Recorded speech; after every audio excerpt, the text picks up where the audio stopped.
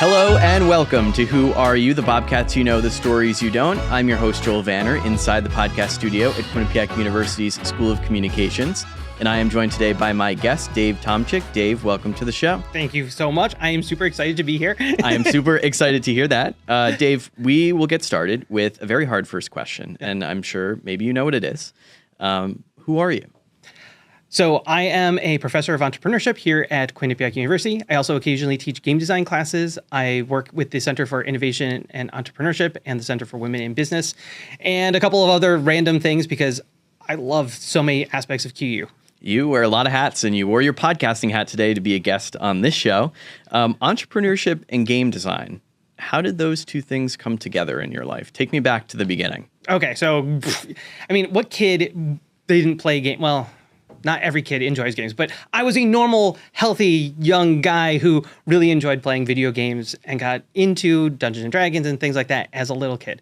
But it actually started before then. So growing up, I am tied for the oldest of four. I have a twin sister. Technically, she's a minute older than me, but we'll set that aside. Does she say that often? I'm a minute older than you.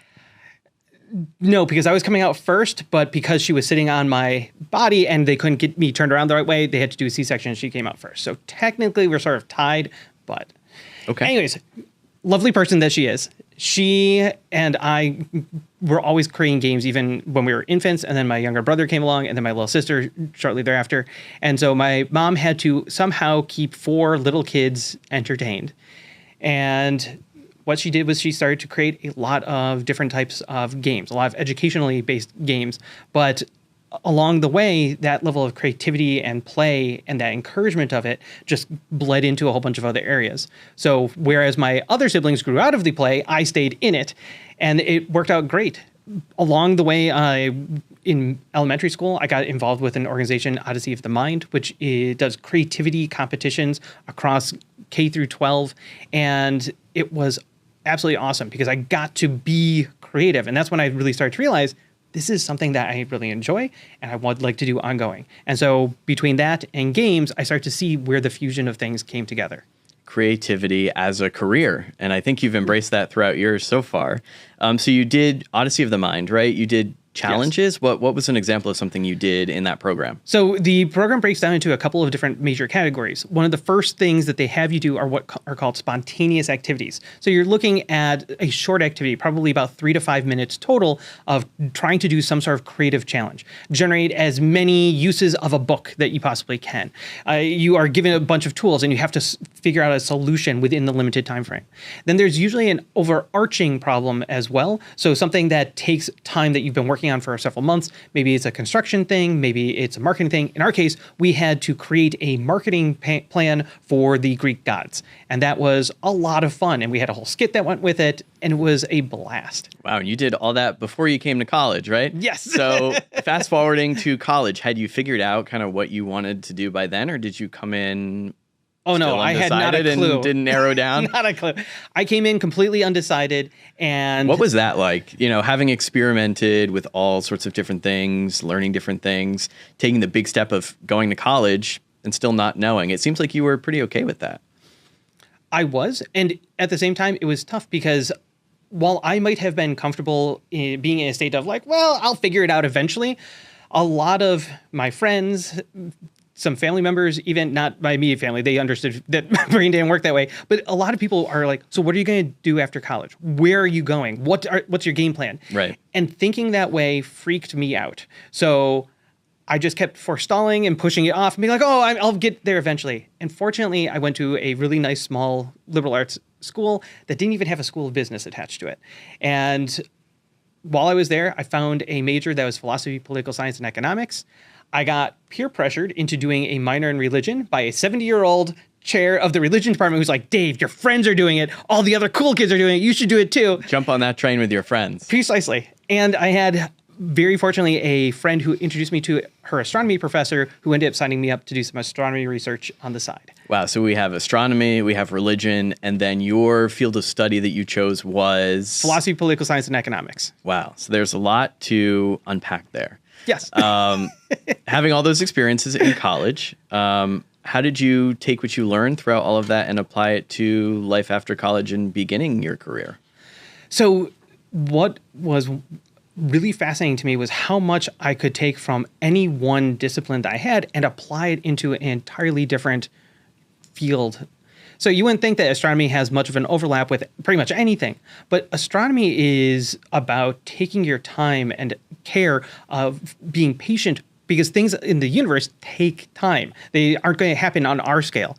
So looking at it from that way, and then the types of research that I did, I had my own galaxy, NGC 300, which is an absolute awesome galaxy. It has two what are called super bubbles, places where multiple supernovas went off, pushed all of the stellar gas away. And so you can see these holes, they look like bubbles in the galaxy. And on the regions of that, you get incredible star formation. Holy cow, that's amazing. But it becomes an analogy that you can bring into other fields. So when you're talking about, say, economics, well, one, economics is something that a lot of people look in the short term, they're like, what's going to happen next month? But economics takes place over generations, hundreds of years even, and there's trends that happen, just kind of like the universe. And that patience, that care, the way that I had to line things up to be able to even see that galaxy is like taking all the pieces of data and lining them up and saying, wait, does this fit? Oh, wait, this is off the chart. This isn't what I need. And then pulling it all together to create, oh, this is what we can actually see. Wow, isn't this fascinating? And accepting what the data are showing you rather than saying, no, I need to get it to show my worldview. Wow, that's awesome how you connected all your experiences into astronomy. Speaking on that, you formerly worked at NASA, right? Which I think is really cool. Yes. How did you get the job there, and what were your experiences there like? So after I did my undergrad, I very fortunately had a understanding professor who said, Dave, it's very clear you need at least one more year before you can decide what you want to do. And so she told me about a 1-year Master's of Economics program. So it was theoretical economics. It was absolutely fascinating. But partway through that, I said, I need to apply to a program. And I found the Presidential Management Fellowship Program. And that is one where they accept about 400 people a year into the federal government who are coming out with their graduate degree that year. And it accelerates you through the ranks. And so they had a big job fair where there were all the different agencies represented, the Department of Defense, all State the Department, acronyms there. All the acronyms. Yeah. And I happened to meet on my first day there 2 middle-aged men named Alphonse, who were both lawyers. I don't know how that happens, but the universe lined up in such a way. And we agreed that every couple of hours we would meet up and check in with each other to see how things are going. During one of the checkups, one of the Alphonses said, yeah, I just talked with NASA. And I said, well, what does NASA want with a lawyer? He said, they have an inspector general's office, and they look at all sorts of things. I said, that sounds great. Because at that point, I had been jumping from one thing to the next and had not a clue in the world what I was going to do. And I talked with them, and it ended up being a incredibly perfect match. So in the end, I got an offer from the Department of Justice, one from the FBI, and NASA, and it was a no-brainer. NASA all the way. Who doesn't love space? It's great. Very cool. Yeah. So now you're at NASA. What types of things did you do while you were there? So because I was in this special program, I got to try a couple of different things. The very first thing, I worked in the Inspector General's office. So I looked at crime, fraud, waste, and abuse in NASA as a whole. I looked at the size of the astronaut corps. I came in just after we had lost the Columbia. And so all the things that went wrong in that process, make sure that they didn't go wrong again. But because of the program I was in, after 6 months, my boss came to me and said, you need to go and do a detail somewhere else. So I went over to the State Department for a period of time. I was the U.S. representative on science and technology to the Asia Pacific Economic Cooperate, which is a terrifying amount of responsibility for any 23-year-old. But you embraced it. I did. It was incredible. Got to tour a bit of the world and also set some international policy, which is mildly horrifying to be able to say.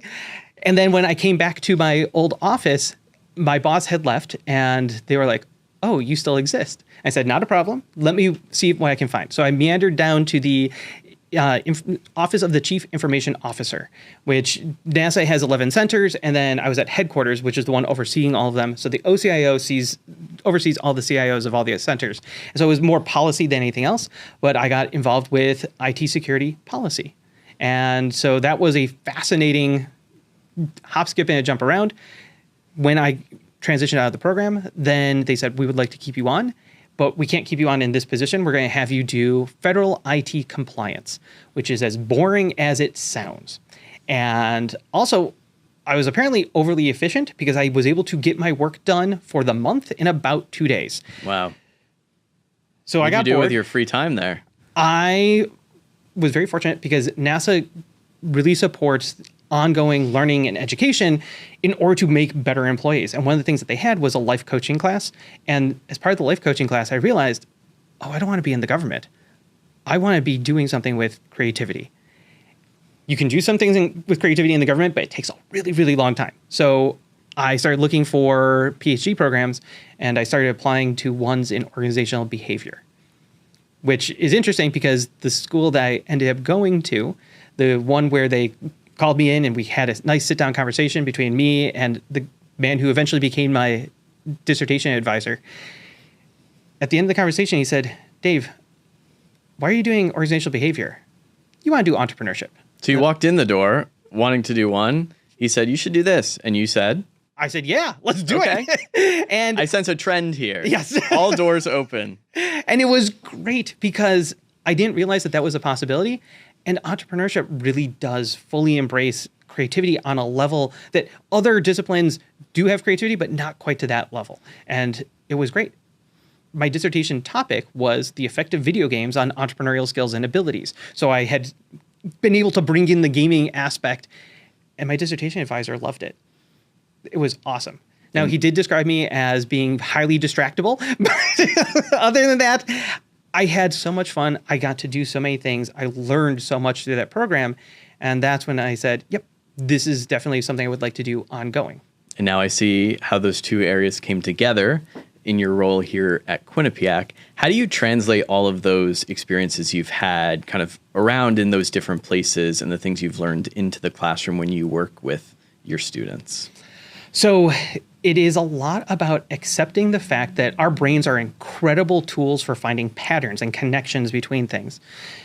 If I gave you any two objects and said, what's the same between them, your brain would do that. So if I said, what's the same between an apple and a star, you might start thinking, well, they're both round. They both are shiny. They both have colors to them, a gradation of color. Our brains do that. Well, that's what I just do all the time. That's my inherent classes. Like, we come in and I'm constantly pulling from those different experiences I've had, bringing them to the classroom and figuring out how do I help my students do better with them. And you lead a center here at Quinnipiac too. You talked about wanting to be creative, just not in the government space. What do you do as part of your work in the center for our faculty here at Quinnipiac? So I am a faculty fellow for the Center for Innovation and Entrepreneurship, and also work with the Center for Women in Business. And in both cases, it is about helping our students and our faculty go above and beyond. Especially in the Center for Innovation and Entrepreneurship, we are looking at innovation across all sorts of things. So people who are looking to start businesses, people who are looking to grow existing businesses, people who are looking to improve the different activities that they do in the classroom, people who are looking to come up with a new way to run a program to be more efficient. All of those are types of innovation. Entrepreneurship often springs from that innovation. For the Center for Women in Business, they are constantly looking for not just, how do we benefit only women? They're saying, how do we bring all people, all different backgrounds into a state where they are considering all the people that they work alongside, and what can we do to make everyone's lives better? And listening to women, to minorities, to the allies and supporters of them is a really key part of that. What does it say about Quinnipiac that they support an environment of entrepreneurship and always having that forward-thinking mindset? As someone who has based a career around creativity and exploring new things and taking things away and finding out what's next, what does it say to be at a place like Quinnipiac that you can embrace that every day? It says that Quinnipiac is probably a little bit over permissive to me and lets me run rampant. We'll roll with it though, because you have done quite a lot here. But I think what it speaks to really highly is the fact that QU, and especially the people here at QU, are open to change, open to new ideas, and are excited to work on them. When I was in the government, there were people who were big stick in the mud. When I was doing my PhD, I came back to NASA as a contractor for 3 years. And one of the things I worked on was strategic partnerships. I came across a company that would have helped make the government way more cost-effective and energy efficient. So much so that we were going to do a pilot that we estimated would save the government $10,000 a month. The organization that shut down that pilot, the environmental office, because they said, well, the way that you're doing it isn't necessarily green energy, it's more brown energy because it touches the grid and we don't know. Who cares? We're saving $10,000. We're being more energy efficient. But in their minds, any level of change, we need to test it out in years.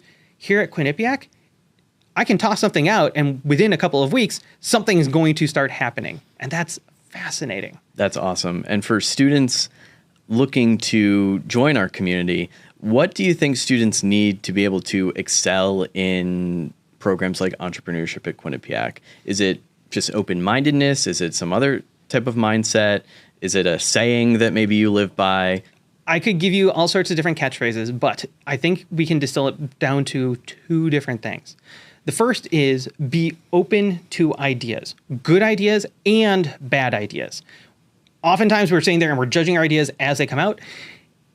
Some of my best ideas have come from really, really horrible starting places, and that's great. And the second thing is accept that failure is going to happen, but don't accept failure as the end. So one of the things that we really try to drill into students in entrepreneurship and in game design is that when you fail, that's just a stepping stone to the next iteration. So you come out with this great idea and you go to who you think is going to buy from you and they're like, nope, aren't interested. Well, why aren't they interested? What did you learn from that process? And more often than not, you'll find that if you just tweak, change, maybe heavily modify your idea, it's still viable and it gives you the next iteration and the one after that and the one after that. And it's okay to say, you know what, it's not worth it anymore. But what you've taken from that experience then feeds the next idea that you have. One of the things I think we really excel at here is connecting and having connections. And to your first point, you may have an idea that's just an idea. You don't have anything else with that idea. But there may be somebody else who's also thinking about that idea that you can connect with and then turn it into something even larger. But you have to make those connections and talk to those people in order to know and grow that idea. 100%. The number of times that I've had students who have created clubs and organizations off of totally random ideas that they've had because you toss it out there and suddenly you find that you're not alone. You're not the only person who has this crazy interest in whatever it is. It's fascinating. And more than that is one of the things that we really try to drill into students' minds in entrepreneurship, in game design. I'm also the coordinator for the Intro to Business class. So we try to get all of our students in there to understand and accept that whatever background that you're bring that to the table because everyone else will be learning from that, but it also acts as a springboard for new ideas for them. And that's a course that all business majors would take here at Quinnipiac? Yes. Upon coming in, it is one of the very first classes that you will take. Awesome. A piece of advice, you've given a lot of advice, but a piece of advice to students who are coming in or who may come in undecided and are trying to find their way. What would you say to them in today's age? Okay, so you've hit a topic that is near and dear to my heart, having been someone who has been undecided and to some extent still is. But there's a really awesome book called Refuse to Choose that talks about 2 different types of mentalities, scanners and divers. Divers are the people who they know what field that they want to do, and they are happy to do that for years, decades, the rest of their life. And then there are scanners. And scanners are the people who are like, I'm torn between 8 different things. And they start to pursue one, but they're already looking at what are the next 8 or 10 or 52 that they're going to try to do. Being a scanner doesn't mean that you're broken. Being a scanner doesn't mean that you're a quitter. It doesn't mean that there's anything wrong with you in any way, shape, or form. But what it does mean is that you need to accept the fact that your mind's going to work different. So I've been teaching here at QU for 16 years. I never thought that would last more than like 6 months at any place. I fully came to QU expecting to leave after 2.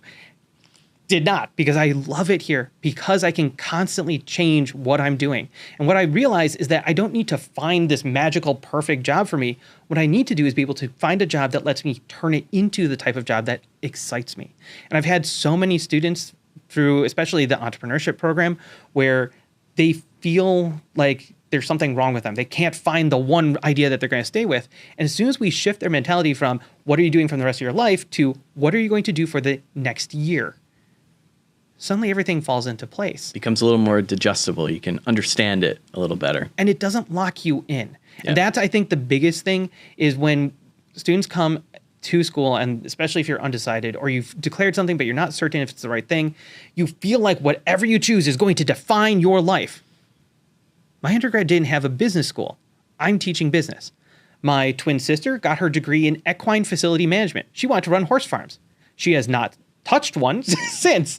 She has done a graphic design business. She helped run a small cable channel. She is right now working with a community fair and developing their art program there. My brother got his degrees in math and philosophy. Has done anything but. My little sister got her degree in accounting and has been doing awesome things over in corporate finance and now is raising an incredible family. Like, your degree doesn't define your future. So my recommendation to all students, especially if you're undecided, find something that you are passionate about, do it, because then you're going to be much more active and involved in the classes, and you're going to look for more opportunities to do things. And all of that becomes your portfolio that you bring to your jobs. And your interests may diverge from your friends, your family, and it's your path and you have to own it. 100%. And this is tough because our family and friends care for us and they want to give the best advice possible.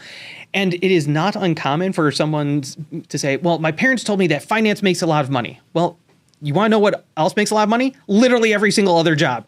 You can make plenty of money doing whatever it is that you want, so long as you're passionate about it.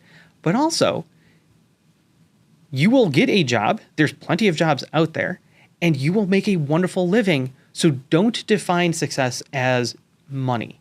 Define success as the enjoyment that you have, the amount of time you can spend with your family, the creativity that you bring, being able to go to work and not hate it. These are crazy ideas, I know, right. But it's one of the things that we talk with all of our students about.